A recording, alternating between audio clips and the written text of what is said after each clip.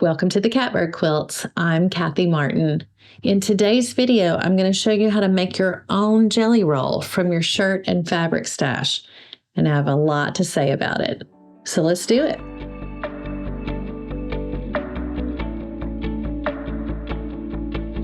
So, true confession, I have never bought a jelly roll. I do have one here before me that was given to me by a friend, and I have used it somewhat unconventionally, which I'll talk about in a minute. But before we really get started, if you're not familiar, a jelly roll is a set of pre-cut 2.5-inch strips by width of fabric, and there are all different numbers of them. So there's junior jelly rolls and there's double jelly rolls and all kinds of stuff. But you can kind of expect, particularly if you read your labels, that a jelly roll can have, anywhere from 30 to 42 strips in it. And it's often from a curated line of fabrics, often very sweetly or interestingly named. And it'll usually tip you off to what sort of look your quilt is going to be like. French vintage garden. And it's a lot of florals, or pick your clever name. And that's what they are. And sometimes they're a mixture of fabrics in a curated line or a whole fabric line from Moda or AGF, Art Gallery Fabrics, or Robert Kaufman or whatever. So whatever the fabric house is, sometimes they're like brightly colored fabrics with no neutrals or lights in it. So like a rainbow jelly roll. The one that I happen to have is K Facet. A friend sent this to me after seeing my work with the K Facet fabric behind me. And it just so turns out that I have used it already. These are the strips I'm going to use. This is what's left. So I have a lot to work with still. I've put a bunch of these strips together, and it's going to be binding for the quilt behind me. So it'll be a very vibrant and hopefully interesting addition to the flying home quilt that I just recently got back from my friend that quilted it for me. And so you can use a jelly roll however you like. However, it just so happens that September the 21st of this year, 2024, is National Sew a Jelly Roll Day, which before I started quilting, had never heard of such a thing. A jelly roll was either uncontrolled fat on your waistline or a delicious dessert treat. So this whole concept was new to me until about 2.5 years ago. The beauty of the jelly roll is a lot of patterns call for 2.5-inch strips as a start. And so the work is already done for you. And again, the fact that it very often comes from a curated line of fabrics kind of puts things in your favor if color matching is not really your jam. The downside to jelly rolls that are pre-made, well, for me, the expense, I'm just cheap. Which if you've been on this channel at all, because I buy my fabric from the thrift store in men's shirts and break it down, which is part of what I'm going to do today. But you're limited by what's already in the jelly roll if you go that route. What I have found, even just in my little bitty use of this, which you can see, is I picked and chose, and now I have this remaining, and all I've used is this. So I just want to really just do a fabric pull for my own jelly roll that I'm making. And I hope that it's helpful to you and you can come along and maybe make your own jelly roll when we're done. So Nicole from Modern Handcraft recently put on Instagram, I think in the form of a reel, maybe, I don't know, I'm terrible about those things, put that she was going to use a certain jelly roll to make her dot and dash quilt pattern, which is jelly roll friendly. And it got me thinking, if I was going to use a jelly roll, what kind of jelly roll would I use and what kind of pattern would I do? It's hard to separate the colorway and then what pattern you're going to use it in.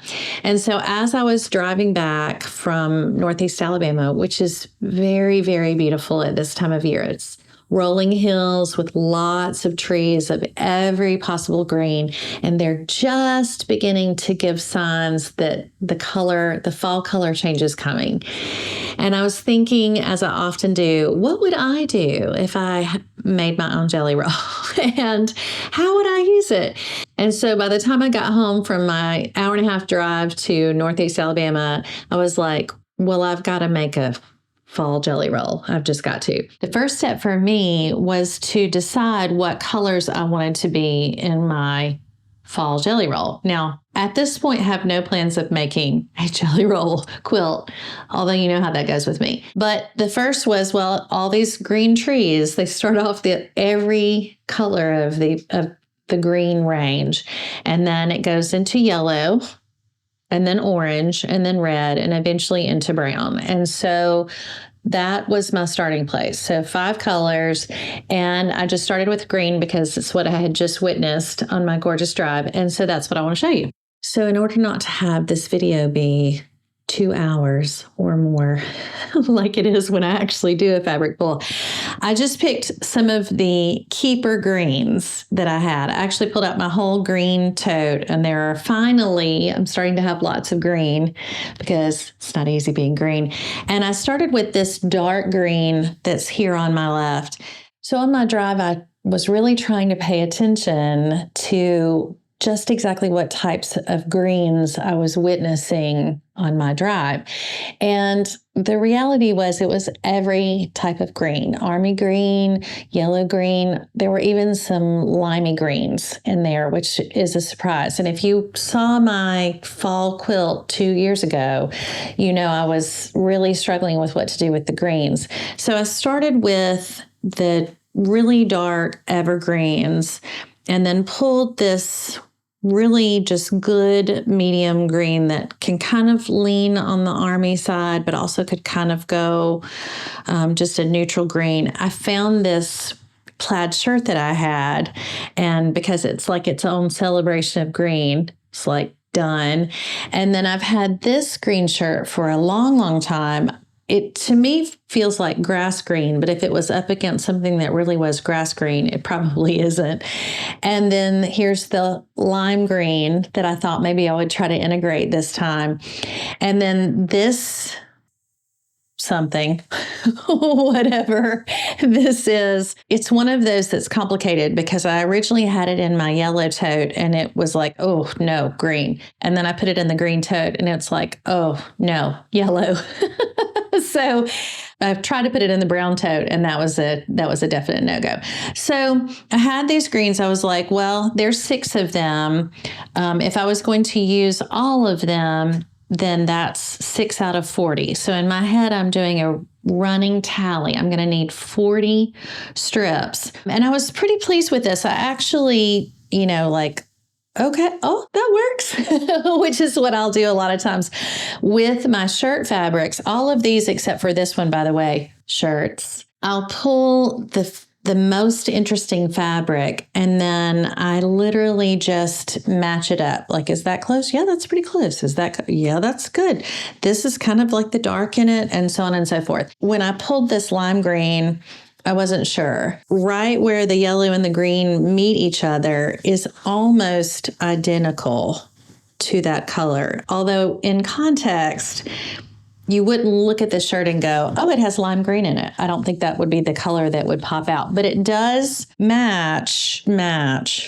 It correlates. So I kind of worked with this on my table for a little while. In the end, and I'm just for the sake of not, again, spending all day just talking about green fabric, this one was close enough here and close enough here that I actually pulled it out thinking I may revisit it. Then I had these 4, and this to me, though similar, just didn't have the same level of that works as it did just with these 4. And I'm using 5 different colors. So if I have 4 in each color, then I can do 2 strips of each one and I'll end up with my 40. So I kind of just narrowed down to these 4. I could easily take this out and put this back in, or take this out and put this back in.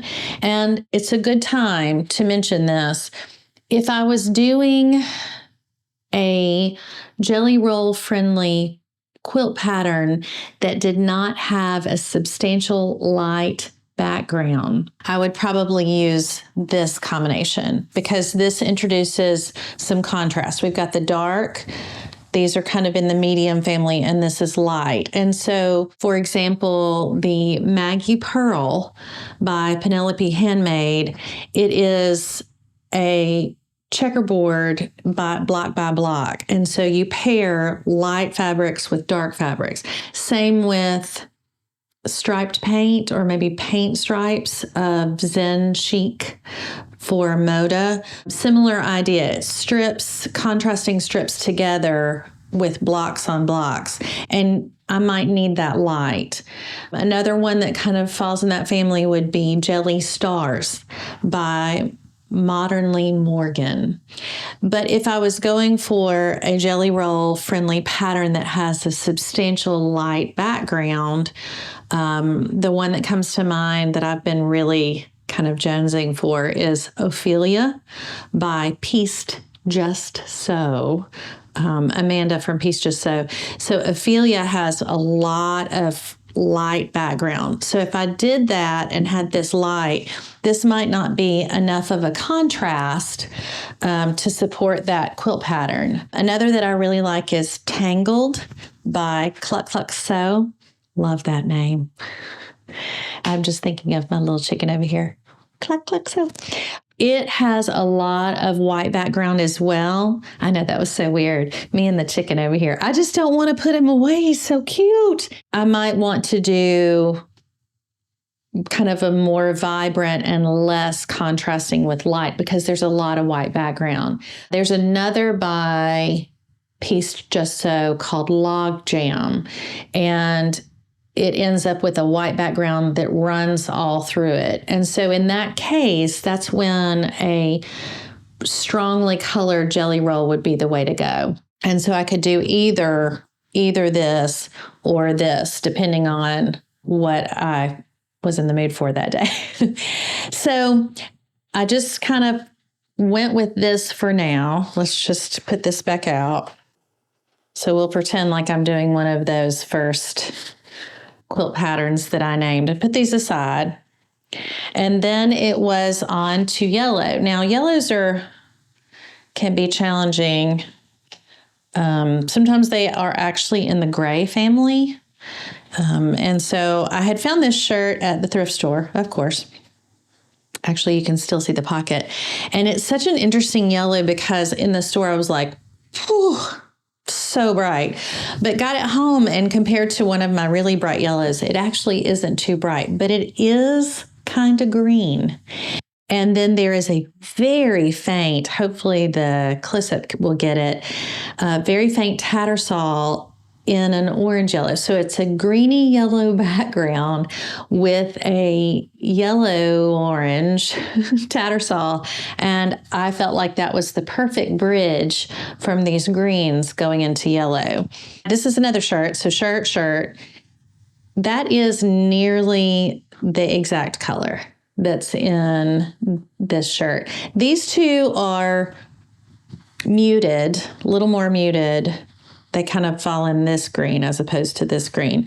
But I liked them together and I felt like it just kind of blends nicely. I had this yellow, which it's called mustard seed. It really should be called French's hot dog mustard because that's exactly the color that it is. Again, colors in context are very different than colors by themselves. So this alone looks like one thing. This next to this looks like something else. I felt in the moment as I was putting this together, that's a lot. So that yellow is doing the most. So we're going to take it out and go with the slightly more muted just because I liked it better. It is a shirt as opposed to a fat quarter. And then I pulled these two. I love that floral.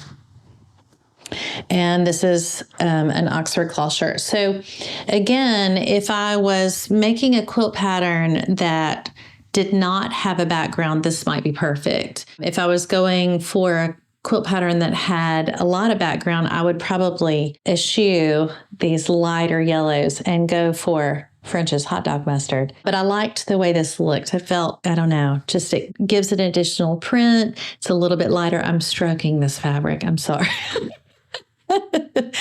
This is not a shirt. And if you look at the jelly rolls that are coming from a fabric line, a lot of the times in each color, you'll have varying degree of value of that color. Like this, for example, this yellow solid, and then this print, this floral print, is nearly identical to this yellow, but because it's on a white background, it lightens it up and gives more contrast. So that's kind of the direction I went. And of course, you can see I've narrowed it down to the 4. If you want to see just for funsies, that kind of, is this green, is this yellow?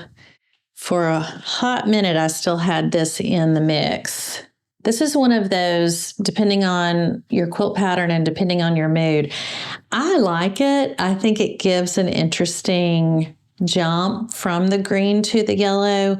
And then this combination right here, this little baby crap green to the citron to the whatever color this is. I think that's interesting. On another day when I'm not feeling as open-minded, I might be like, ooh, no. So it really just depends. So color is based not only on the context, but also like your own personal mood and feeling about it. And I will say that when I'm thinking of fall foliage, the yellows are really, to me, more like that French's hot dog mustard. But I liked the way this came together. So then it was on to orange. And I have a surprising amount of orange in my stash.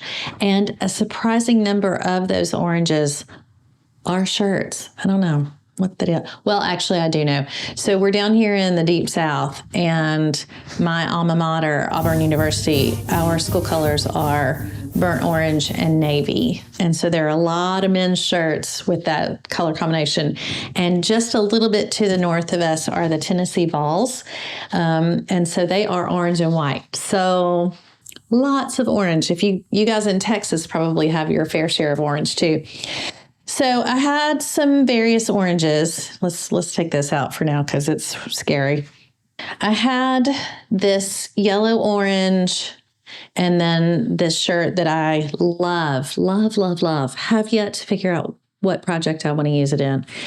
And then this orange, which almost looks like a grunge because it actually started off white and I dyed it. This is white linen that I dyed orange.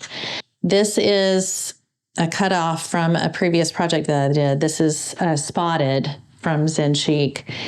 And then, I love my gingham. So there's gingham. And then this actually was an Auburn University shirt. So that's a navy kind of tattersall in there. This was where I was working from. And I kept moving this plaid. Like, does it go here?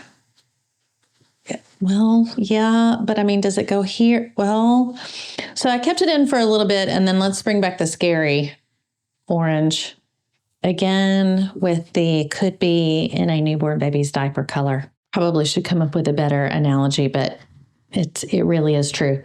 It's kind of yellow. It's really yellow, but also brown, kind of orange, but not orange like this kind of orange. It just, yikes, where does that go? Does that go? I don't think it goes. So I took it out. Same with this one. I love it. And I feel like it's so perfect. And yet it was not really, I could do it here, actually. That could go here. But this jump did not seem right to me. Even though this yellow is kind of muted as we're getting into these brighter oranges, it just kind of didn't work. And so I pulled that out and I pulled this orange out, which, by the way, while we're here, it's easy to forget that a fat quarter This is just a piece of one. A fat quarter actually yields a surprising amount of 2.5-inch strips. So if you are going to make your own jelly roll, you do not have to have large yardage to do it. As you know, a fat quarter is 1/4 of a yard of fabric. So that 21 or 22 inches, you just cut two and a half of those, and now you have width of fabric. As long as it's 5 inches wide, that's your one strip. So if it's 10 inches wide, even if you've used some of your fat quarter, if you've got 10 inches wide in a fat quarter, you've got 2 sets of those 2.5-inch width of fabric jelly roll strips. So you can make as many as you really can work in your 18-inch if you have a full fat quarter. So anyway, that's just a side note. I'm going to take this out, slide this back. You can see where we're going here. Even though that's kind of a big jump from here to here, I actually really liked it. I thought the contrast was nice. And I liked this orange in particular because it's starting to feel red. Out of context, if you had none of this orange on the table, that would be orange. But when you put other oranges with it, you can see it's starting to be in the red side of the orange on the color wheel. So where we have gone, obviously, we've started here with our dark green that is actually, it's very dark, but it's kind of blue. And then we've gone into our, they call that spring green, and then our yellow green, and then now yellow. They would call that golden yellow. Now orange yellow. I would call that regular orange, but look at that. There's the orange. And next is orange red. So I'm really kind of doing a gradient. I'm a big fan of the gradient. It just works. And then if you end up not using it as a gradient in your quilt, it will still look good because it has made sense from a color wheel standpoint. Side note, really fun to take like all of the colors of the rainbow except for one. So I made a quilt a hot minute ago, and it had all of the colors of the rainbow except for green. So it went from aqua blue all the way to this yellow, and there was no green in it. And that was because I had no green in my stash. But it made it really interesting. So what a lot of people did, commented, was like, I kept wondering what was missing. So it works, but it was that missing. So in this case, we're going to do the fall colors. We're going to do everything but blue, basically. Or we're kind of working that direction. So I've made it to my orange. I was looking across my oranges and realized, okay, if I'm going for each color needs a little bit of a lighter version for contrast, that's where the gingham came into play. It's not my favorite out of these 4. It's a little on the blue side for me, but I think it works enough. So we're going to keep that, keep adding. And then it was time for red, which is my favorite. Red is my favorite color. And I have a lot of red shirts. So where I actually started with my reds, I picked the reddest red that I had. And that's what this one is. It's a twill shirt. So this is going to go, from orange to red. It's just a really good, true red. And then in my mind, next would be kind of a wine or a blue red, and then getting further on almost into purple, although we're actually going to go brown instead of purple. But I played around with some different ones. I liked this one because I think it's just kind of interesting, and it adds that it's a floral. It has a different color in it, which can be really fun. It ties in to that yellow right here. I do this, by the way, too, just when I'm doing a fabric pull. If I think that the colors are going to be touching each other in the quilt, I'll take that fabric and stretch it across the rest of the colorway. Does that work? Yes. Does that work? Yes. And it kind of helps me visualize how would that look in the greater picture. But in the end, I actually liked this the best. And the reason is it's darker, it's more burgundy, but it kind of references this red back, which you'll see that in a lot of fabric lines.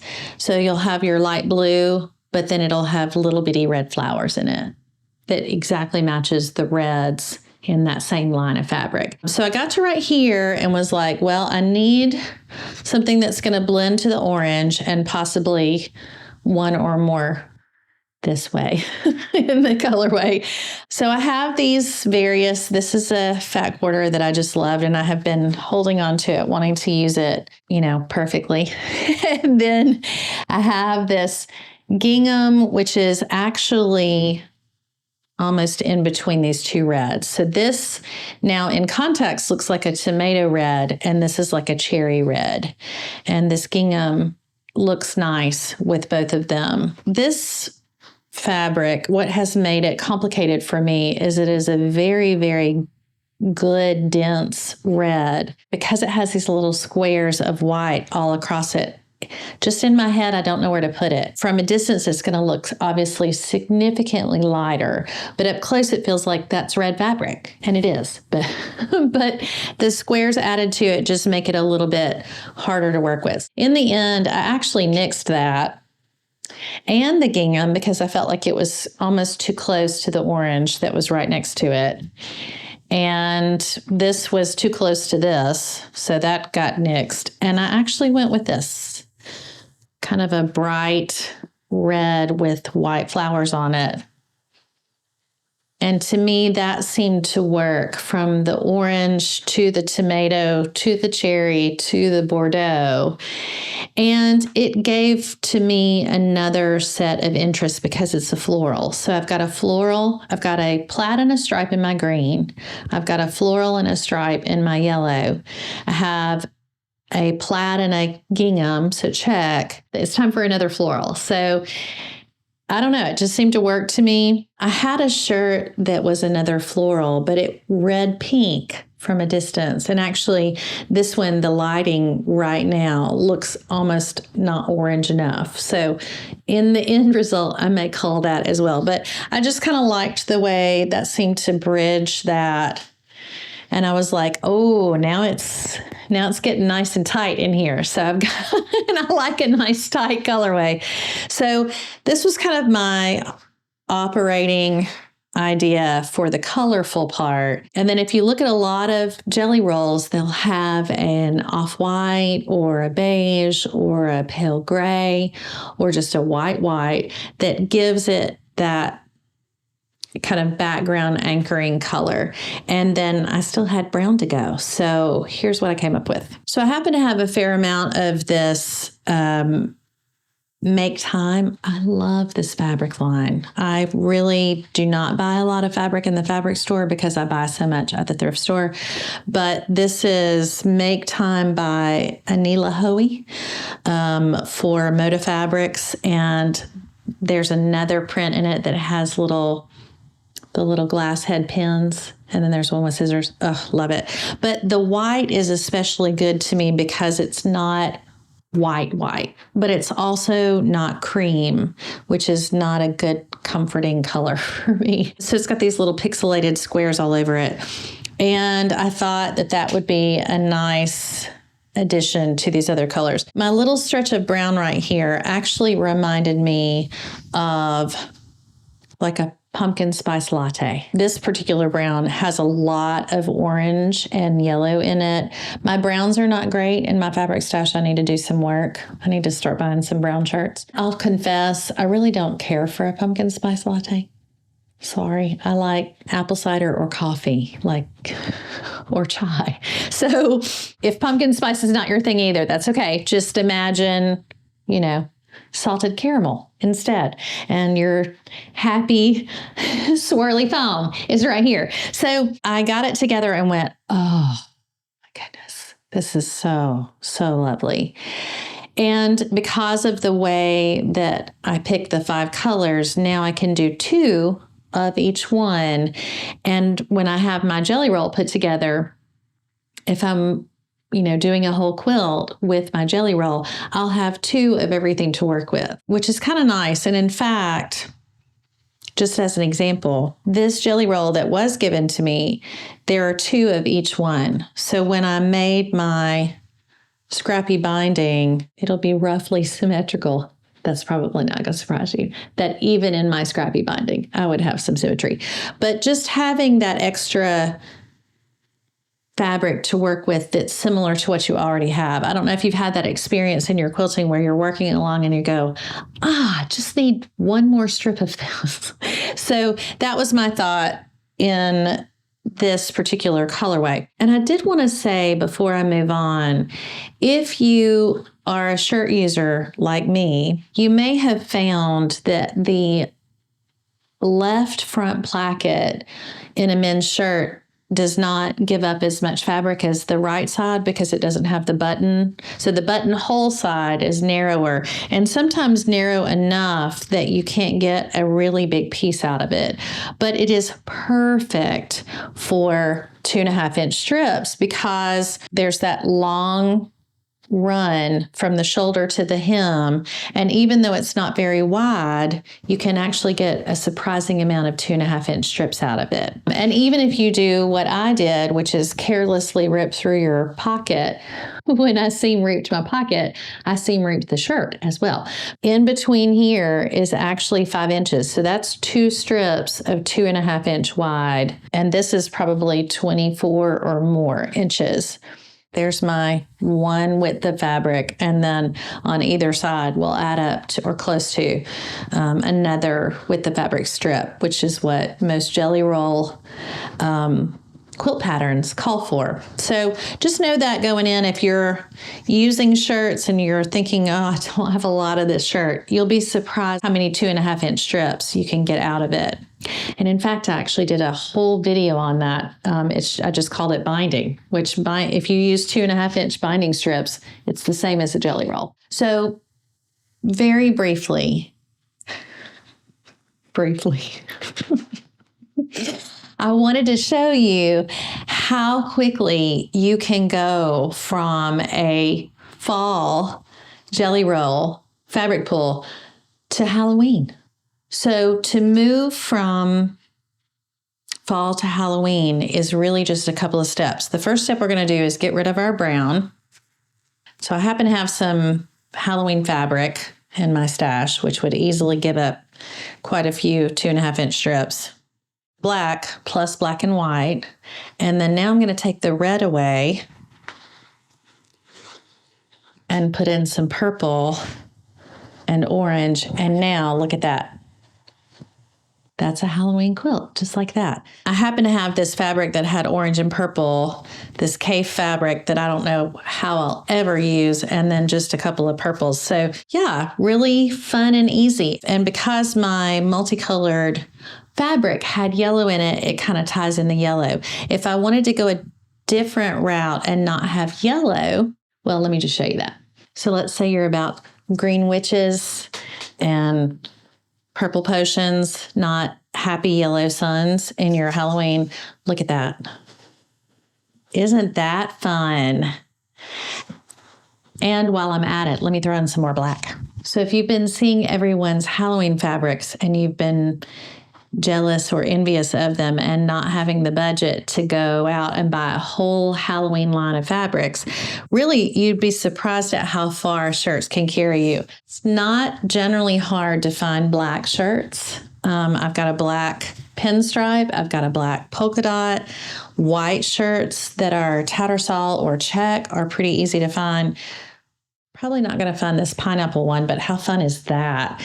And then also not really hard to find houndstooth. So just by pulling out that yellow and adding in more black and white, now I have a very Halloween-y quilt right here. And if I wanted to, I could pull those oranges that I was like, ooh, not sure, and just do a whole celebration of orange. So I could pull my greens out and add more orange in. Or I could pull the purples out and do more green. It really just depends on your favorite Halloween palette. So whether you do a fall-inspired fabric pull or a Halloween-inspired fabric pull, just a little attention to your fabric stash and your shirts, and you can have your very own jelly roll. So I hope it's been helpful for you to watch me do my fabric pull for my fall-inspired jelly roll quilt. And I hope maybe it encourages you to go take a look at your own fabric stash and shirt stash and maybe make your own jelly roll. I'm Kathy Martin. This is the Catbird Quilts. Thanks so much for watching.